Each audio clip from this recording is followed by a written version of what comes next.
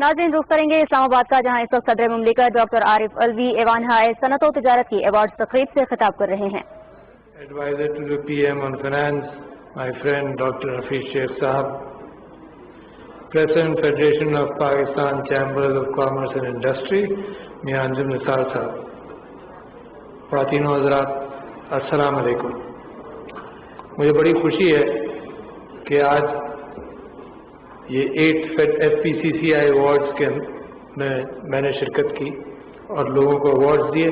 जिनको अवार्ड्स मिले उनको इंडिविजुअली भी मैंने शुक्रिया अदा किया, मगर पब्लिकली मैं समझता हूँ कि उनका बेइंतहा कंट्रीब्यूशन है, तो लिहाजा उन सबको बहुत मुबारक, और कोशिशें जारी रखें और आपको देखकर दूसरे लोग भी कोशिशें जारी रखें। ख़वातीन हज़रात, ये यहाँ पर गुफ्तगू हुई, एडवाइज़र साहब ने भी और मिनिस्टर साहब ने भी कुछ चीज़ों की वजाहत की, और मैं 3 नुकात पर गुफ्तगू करूँगा। कुछ उन्होंने संभाल लिए, कहाँ थे हम, उसका जिक्र हफीज शेख साहब ने बड़ी तफसील के साथ कर दिया, कहाँ हैं और हमको किधर जाना है। तो इन 3 नुकात पर मैं अपने आप को महदूद रखूँगा, और मैं ये समझता हूँ कि जो पाकिस्तान ने पिछले दिनों कोविड का मुकाबला किया, जिस अंदाज से मुकाबला किया, तो वो इस साल की कारकर्दगी में बड़ी अहमियत रखता है। और जिन फिगर्स का जिक्र हुआ यहाँ पर कि उसके बावजूद हमने अपनी एक्सपोर्ट्स में और अपने प्रोडक्शन के अंदर कुछ कामयाबियाँ हासिल की, मईशत को उसके बावजूद सहारा दिया, तो ये एक आसान बात नहीं है। उसके मुतालिक उसको भी देखना पड़ेगा कि क्यों हुआ ऐसा। क्योंकि अगर हम अपने करीब के ममालिक को देखें तो उसमें आपको ये अंदाज़ा होगा कि जेनेटिकली शायद हम यकसां हैं हिंदुस्तान के साथ। मिसाल के तौर पर आबो हवा भी बिल्कुल वैसे ही है, मगर हमारे ऊपर अल्लाह का ख़ास करम हुआ। और जब आदमी परेशान होना कि क्यों हुआ, इसमें कोई परेशानी की बात नहीं है। उंगली नहीं रख सकते, क्यों नहीं रख सकते? क्योंकि ये करम इस वजह से हुआ, जिसका हफीज शेख ने भी जिक्र किया और हमाद अजहर साहब ने भी जिक्र किया। करम इस वजह से हुआ कि जब गरीब की फिक्र करें तो अल्लाह ताला का अपनी सुन्नत भी यही है कि उनको महसूस रखता है। उसकी सुन्नत भी यही है कि उनको नवाजता है जो उसके मखलूक का ख्याल रखें। तो आपने जिस अंदाज से रखा, तो वो जो अनोखा पहलू है उसके ऊपर पता चल जाता है कि कहाँ से हुआ। मसाजिद आपने खुली रखी, इबादतें आपने जारी रखी। सारी दुनिया इस्लाम के अंदर मसाजिद के ऊपर पाबंदियां हो गई थी, और जो SOPs हमने डिसाइड किए वो फिर दुनिया इस्लाम ने सब ने आहिस्ता आहिस्ता उसको पूरा किया। हमें ये कहा गया कि जी जब हरमैन शरीफैन बंद हैं तो आपको क्या ऐसी मुसलमानियत आपके ऊपर है कि आपने मसाजिद खोल दी, मगर ये बाद में आपने देखा कि जो हमने किया था वो दूसरों ने किया।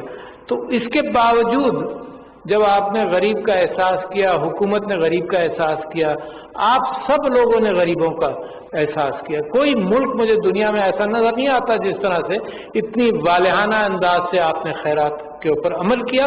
लोगों ने खानों का बंदोबस्त किया, लोगों ने ग़िज़ा का बंदोबस्त किया, लोगों ने राशन का बंदोबस्त किया। शायद दुनिया में सरकार के ऊपर इन्हिसार ज़्यादा था, माशरे के ऊपर नहीं था। यहाँ सरकार और माशरा दोनों मिलकर जब इन्होंने काम किया तो अल्लाह ताला का करम है। 1200 अरब रुपए का स्टिमुलस दिया, रिफंड्स दिए 100 अरब रुपए के, 50 अरब रुपए की SMEs को सपोर्ट की। अच्छा, मगर ताज्जुब मुझे होता है, मैं पाकिस्तान स्टॉक एक्सचेंज का मैंने कोई 2-3 हफ्ते पहले मैंने दौरा किया, तो ताज्जुब ये होता है कि इन हालात के अंदर हमारी स्टॉक एक्सचेंज जो है वो 40,000 तक पहुंची। अच्छा, और ये बड़ी अजीब सी बात है। क्यों मैं लोगों को ये कहता हूं कि देखो, वो मुस्तकबिल के अंदर भरोसा कर रहे हैं मईशत के ऊपर, वो आज के ऊपर नहीं कर रहे। जब वहाँ इन्वेस्टमेंट बढ़ता है, लोग स्टॉक एक्सचेंज में आप लोगों की इंडस्ट्रीज के शेयर खरीदते हैं, तो वो ये सोच रहे हैं कि मुस्तकबिल अच्छा होगा। तो लिहाजा आपकी हुकूमत ने और आप लोगों ने उसको मशवरा जिस अंदाज से दिया, तो कोविड के बावजूद ये कामयाबी, अगर हम ये कहते कि 100 नंबर मिलने चाहिए, तो कोविड के बावजूद ये कामयाबी है तो 500 नंबर की कामयाबियां हैं। क्योंकि सारी दुनिया के अंदर सेटबैक हुआ, एक पाकिस्तान अनोखा جناب وہاں پر سیٹ بیک اس انداز سے نہیں ہوا. تو یہ ایک بہت بڑا اچیومنٹ ہے آپ کا. کریڈٹ ریٹنگز میں آپ کے کوئی کمی نہیں آئی. ایز آف بزنس تو خیر کووڈ سے پہلے کا تھا، مگر اس کے اندر آپ مسلسل ان چیزوں کو بڑا کر رہے ہیں. اب میں جو آپ سے گفتگو مخصوص طور پر کرنا چاہتا ہوں وہ یہ کہ ہمیں کہاں جانا چاہیے. میں گزارش یہ کرتا ہوں کہ یہ دیکھیں غور سے، کیونکہ آپ لوگ سرمایہ دار ہیں. کریشن آف ویلتھ کوئی گالی نہیں ہے پاکستان کے اندر، بلکہ اپریشیٹ کرنے کی چیز ہے. کیوں؟ کیونکہ آپ کے ذریعے ملازمتیں آتی ہیں، آپ کے ذریعے ٹیکسز آتے ہیں، ٹیکسز کے ذریعے حکومت جو ہے وہ غریب کا خیال کرتی ہے اور پاکستان کے اندر ایک برابری کا سا ماحول پیدا کرنا چاہتی ہے.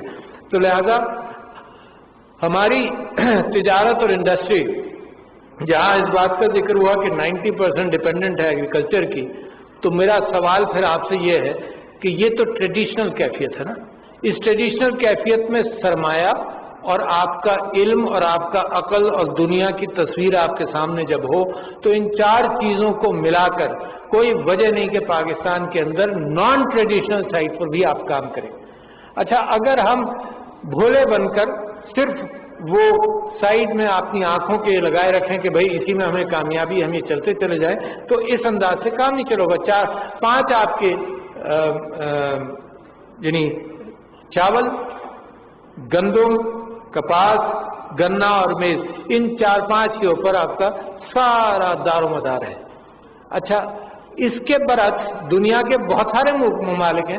ہمیں تو اللہ کا ہمارے اوپر احسان ہے کہ ہم اپنا غلہ خود اگاتے ہیں، خود کھاتے ہیں، اور اس اسٹرینتھ کے باوجود ہم دوسری انڈسٹریز کے اندر ہم نے ترقی نہیں کی. اچھا، اس ترقی نہ کرنے کے اندر اس بات کا ضرور امکان ہے کہ گورنمنٹ نے انکریج نہیں کیا ہو، گورنمنٹ نے وہ مراعات نہ دی ہوں دوسری انڈسٹریز میں، مگر تاجر جو ہے اور صنعت کار جو ہے وہ تو خود تلاش کرتا ہے کہ دنیا میں کسر کس چیز کی اور ہم اس کی طرف جائیں. تو ویلیو ایڈیشن ہر چیز کے اندر ماشاءاللہ. سرجیکل گڈز میں مثال کے طور پر سیالکوٹ بڑا مشہور ہے، اسپورٹس اینڈ سرجیکل گڈز، مگر یہ تو ایک ٹریڈیشنل انڈسٹری بھی رہی ہے نا. یعنی چھری بنانے والے اور یہ کم سے کم 100-200 سال سے تو سیالکوٹ کی زینت رہا. اس کے اندر آپ نے اس میں ترقی کرتے رہے اور بہت بڑا سیکٹر ہے جس کو کیا ہوا ہے. مگر ہو کیا رہا ہے؟ ہو یہ رہا ہے کہ جو ایکسپورٹ آپ $400 ملین یا جتنے بھی کرتے ہیں، اس کے باہر جا کر پھر اس کی ری برانڈنگ ہوتی ہے. اس ری برانڈنگ کے بنیاد پر کچھ کوالٹی امپروومنٹ شاید ہوتا ہو، زیادہ تر ری برانڈنگ کے بعد وہ $3-4 ارب کی بکتی ہے. تو لہذا میں سمجھتا ہوں کہ جب باہر والے ری برانڈنگ کر سکتے ہیں تو آپ اپنی پروڈکٹ کے اعتبار سے کیوں ڈائریکٹلی کنزیومر کے پاس اور ماس جو آپ کے ساتھ امپورٹ کرنے کے لیے تیار ہے ان کے پاس کیوں نہیں جاتے؟ تو میرا آپ کے ساتھ یہ سوال ہے کہ اپنی نئی جنریشن کو آزادی دیں.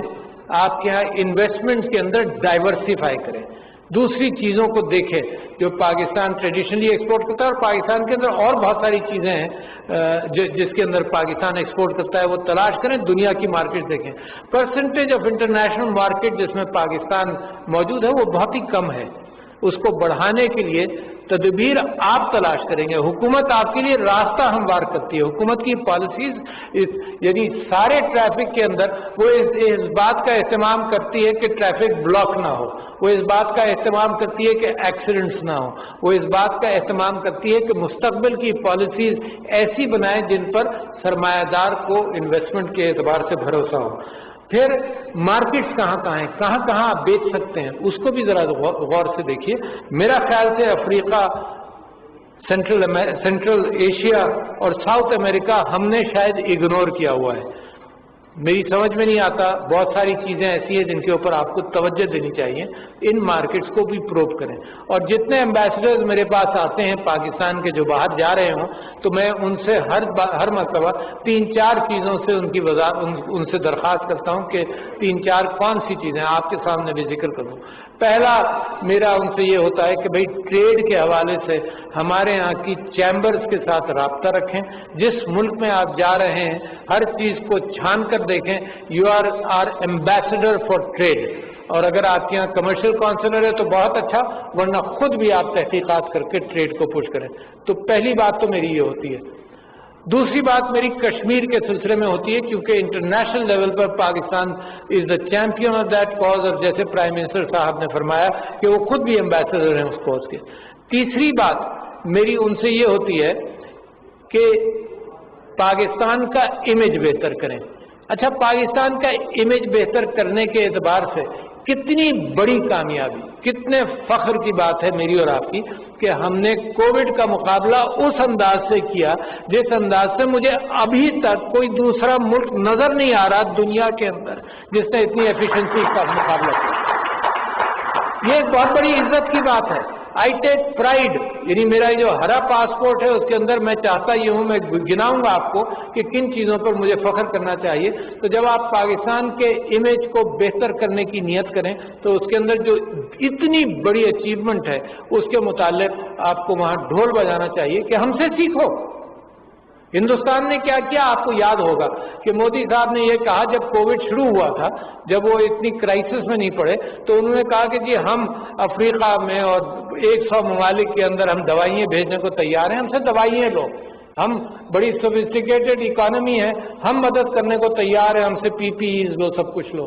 मैं कहता हूँ हम इस वक्त जब हमने कामयाबी हासिल की तो मेरी गवर्नमेंट को तो ये चाहिए कि दुनिया को, और मेरे एम्बेसडर्स को चाहिए कि दुनिया के अंदर वो ये कहें कि हमसे सीखो कितनी एफिशिएंसी के साथ हमने स्मार्ट लॉकडाउन किया, टेक्नोलॉजिकली बड़ा अच्छा काम किया। बहुत सारे लोगों को अंदाजा नहीं है कि आपकी हुकूमत ने कितनी रेगुलरिटी से इस बात पर तवज्जो देकर और इसकी कामयाबी हासिल की है।